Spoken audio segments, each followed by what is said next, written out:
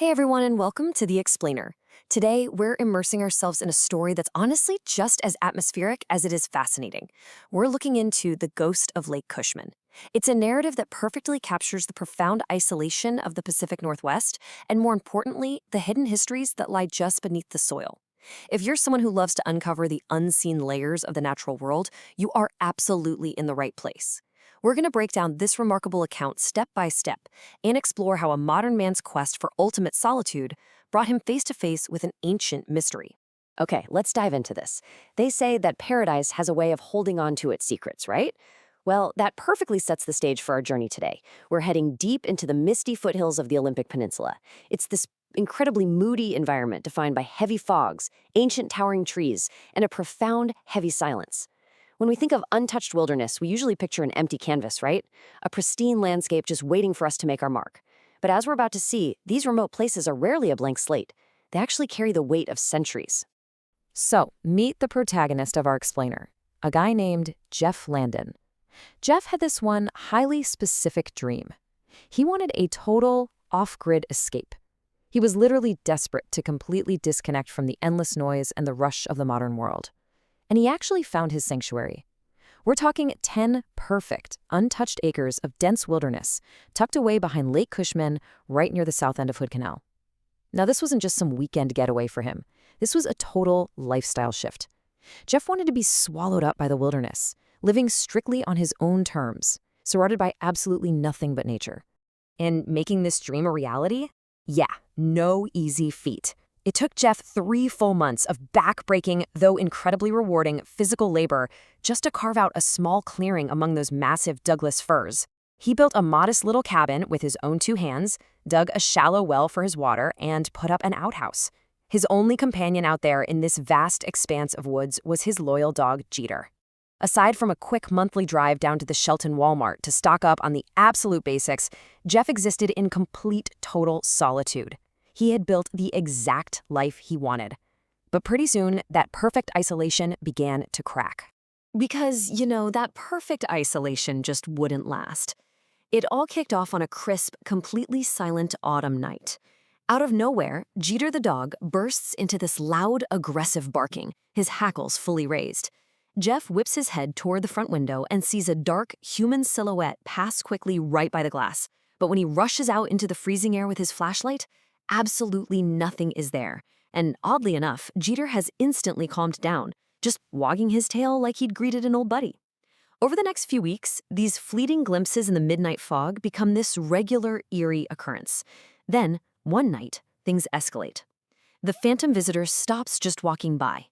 It stands completely frozen, staring directly into the cabin. Jeff sprints outside, heart absolutely pounding, only to find an entirely empty clearing. And this brings us to a massively pivotal, really physical moment in our story. The very next evening, after that terrifying staring incident, Jeff walks down to the creek at the edge of his property. He's just doing a routine chore, right? Fetching a bucket of water for Jeter. But as his flashlight beam sweeps across the shallow, rushing water, something catches the light. It glints. He reaches down into the freezing, icy stream, and his fingers close around this heavy object, completely caked in thick mud. It's such a sensory moment, the freezing water, the heavy weight of the mud in his hands, and it anchors this otherwise paranormal tale right back down into the physical earth. Now, what's really interesting here is exactly what was hiding under all that mud. Jeff takes it inside, scrubs it down with soapy water and a stiff brush, and reveals this absolutely stunning piece of jewelry. It was a man's bracelet, a corroded, heavy copper band with these deep blue agates mounted right into the metal. But this wasn't just some random trinket dropped by a hiker. Jeff actually remembered a local legend tied to early Indigenous Salish artists. The legend talked about a rare deposit of incredibly pure natural copper located just a few miles from Lake Cushman. Because this local copper was so remarkably pure, it could literally be cold-worked by hand into jewelry. Jeff suddenly realized he was holding a genuine, ancient artifact grounded deeply in local Indigenous history. As Jeff is sitting there examining the piece in his lamplight, he finds a vital clue.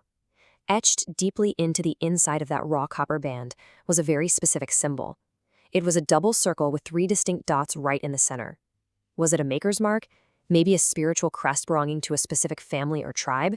He couldn't be entirely sure of its exact academic definition, but it was undeniably a deliberate, tangible signature from the past, carved right there into the cold metal. Well, discovering this artifact completely changed the game. It acted like a catalyst. The very next night, the atmosphere on the property fundamentally shifted. That profound silence of the woods, the exact silence Jeff had worked so incredibly hard to find, was broken. Straight through the thick log walls of his cabin, Jeff heard a haunting, melodic sound. It was the clear voice of a man, singing a low, rhythmic chant. The phantom was no longer just a shadow outside the glass. It was making its voice heard. This undeniable auditory presence drove Jeff to take immediate action. He absolutely had to know the truth about who or what was sharing his land. Now, Jeff didn't just hunker down and hide. No, he launched a full-on investigation. For 3 solid days, he methodically tracked through the dense, unforgiving forest surrounding his property. He treated the woods like a giant mystery just waiting to be solved. He ventured deep into a hidden, overgrown thicket, way off any kind of natural trail. And right there, hidden in the brush, he made a massive discovery. He found a large pile of stones.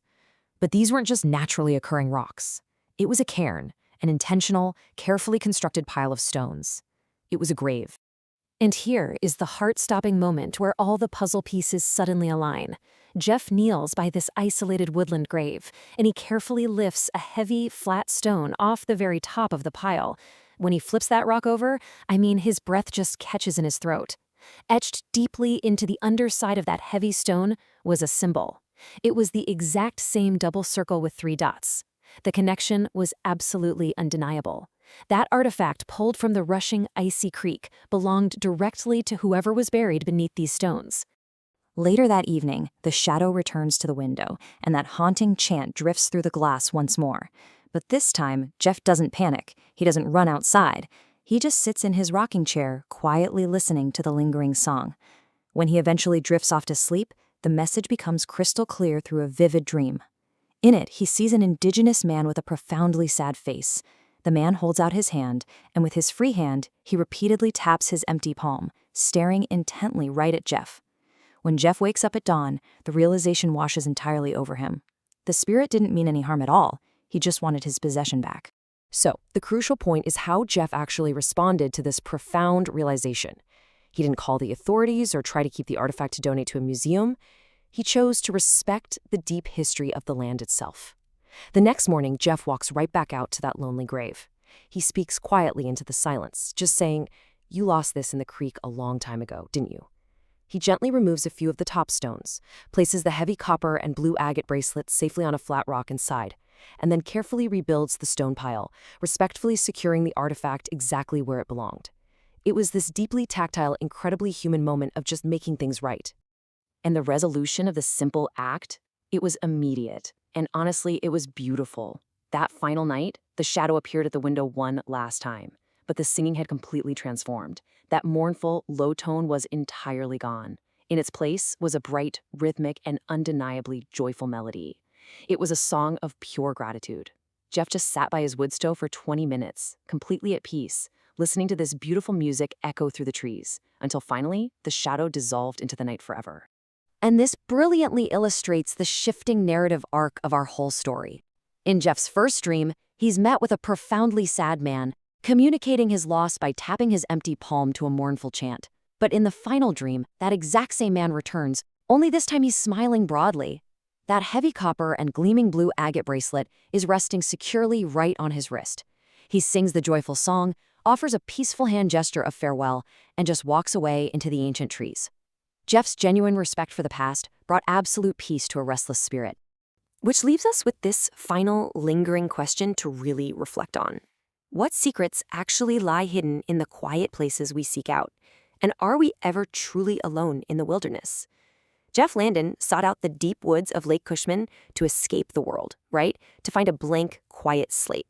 But instead, he found that the land holds memories, legends, and spirits that long predate us. When we step into these wild spaces, we aren't just walking into nature, we're walking into history. Thank you so much for joining me for this explainer.